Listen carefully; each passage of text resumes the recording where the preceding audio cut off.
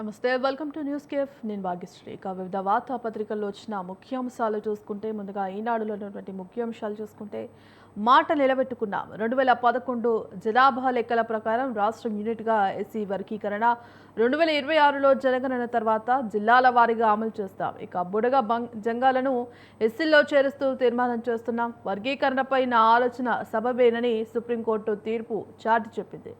ఎస్సీలపై విపక్షను ప్రస్తావిస్తూ శాసనసభలో చంద్రబాబు భావోద్వేగం.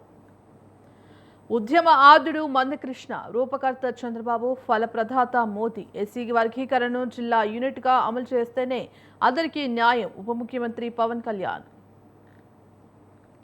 రక్తమోడిన బస్తర్. ఇక 2 ఎదురు కాల్పుల ఘటనలో 30 మంది మావోయిస్టులు మృతి, ఓ జవాను మరణం.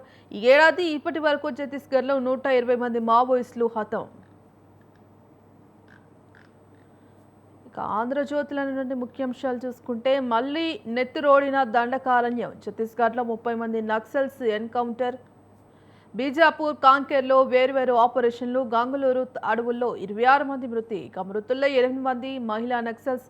డిఆర్జీకి చెందిన ఓ కానిస్టేబుల్ కూడా. అబూజ్గంజ్లో 4 మావోయిస్టులు మృతి. ముమ్మరంగా ఆపరేషన్ హిడ్మా. ఎస్సీ వర్గీకరణపై ఆర్డినెన్స్. ఉభయ సభల్లో తీర్మానంపై హైడ్రామా.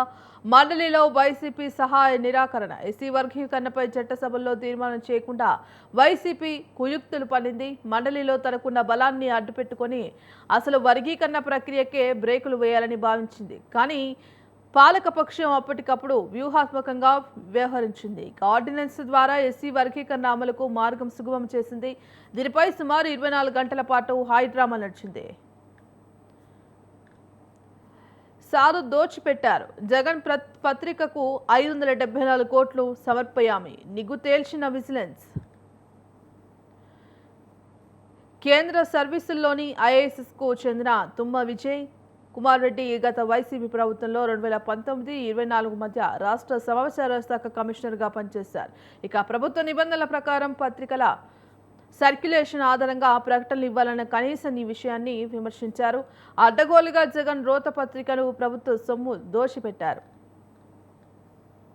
ఇక తారలపై కేసులు నమోదు. బెట్టింగ్ యాప్స్ కు ప్రచారంలో కీలక మలుపు. రానా, విజయ్ దేవరకొండ, ప్రకాష్ రాజ్, మంచులక్ష్మి సహా 25 మంది సినీ, టీవీ ప్రముఖులపై ఎఫ్ఐఆర్. తెలియక చేశా, తప్పు తెలుసుకొని ఆపేశా అంటూ ప్రకాష్ రాజ్ పేర్కొన్నారు.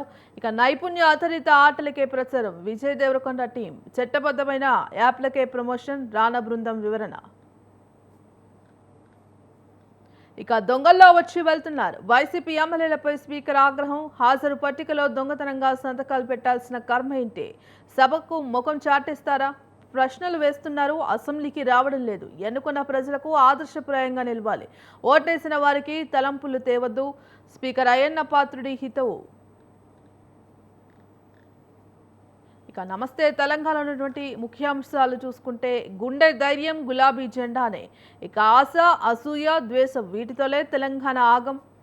రామన్న సేవ్ తెలంగాణ అంటూ వెక్కి ఏడ్చిన మాజీ సర్పంచ్ రాధా. పంటలు ఎండుతుంటే గుండె తరుక్కుపోతోంది. ప్రజలకు కాంగ్రెస్ ప్రభుత్వం నరకం చూపిస్తోంది. సంతోషమంతా కళ్ళ ముందే చెదిరిపోతోంది. ఇక రాష్ట్రంలో మహిళలకు రక్షణ లేకుండా పోయింది. రేవంత్ సర్కార్ తీరుపై విసిగెత్తిన ఆడబిడ్డ కంటతడి. సభలో కేటీఆర్ ఎదుట ప్లకార్డు పట్టుకొని ఆవేదన. సూర్యాపేటలో కేటీఆర్ భారీ రోడ్ షో. రోడ్డుకి ఇరువైపుల జనం. గులాబీ నేతకు ఆత్మీయ స్వాగతం. అప్పు పుట్టట్లే, మనల్ని ఎవరు నమ్మట్లే. ఉద్యోగాల రిటైర్మెంట్ బెనిఫిట్స్ 8,000 కోట్ల రూపాయలు బాకీ ఉన్నాం. ఎక్కడి నుంచి తీసుకురావాలి? అన్ని నోటిఫికేషన్లు మేమే ఇవ్వలేదు. వాళ్లకు టీటీడీ, మనకు వైటీడీఏ ఉంది.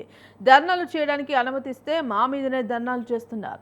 కొలువుల పండుగ కార్యక్రమంలో సీఎం రేవంత్ రెడ్డి విచిత్ర వ్యాఖ్యలు. ఇక ఫ్యూచర్ సిటీ రోడ్డు టెండర్కు బ్రేక్. స్టే ఇచ్చిన రాష్ట్ర హైకోర్టు. భూసేకరణ పూర్తి కాకుండా రోడ్డు టెండర్లపై అభ్యంతరం. హరీష్ రావుపై ఫోన్ ట్యాపింగ్ కేసు కొట్టివేత. హైకోర్టు తీర్పు. రాధాకృష్ణరావుకు ఊరట. అభియోగాలు ఆధారాలు లేవంటూ స్పష్టీకరణ.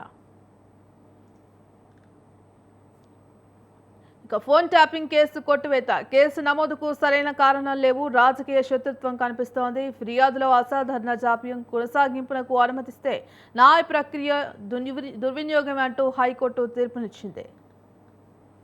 వచ్చే సంవత్సరం పాదయాత్ర చేస్తా. మీడియా ప్రతినిధులతో మాజీ మంత్రి కేటీఆర్ అధికారం మాత్రమే కోల్పోయాం, ప్రజల్లో అభిమానం కాదని వ్యాఖ్య.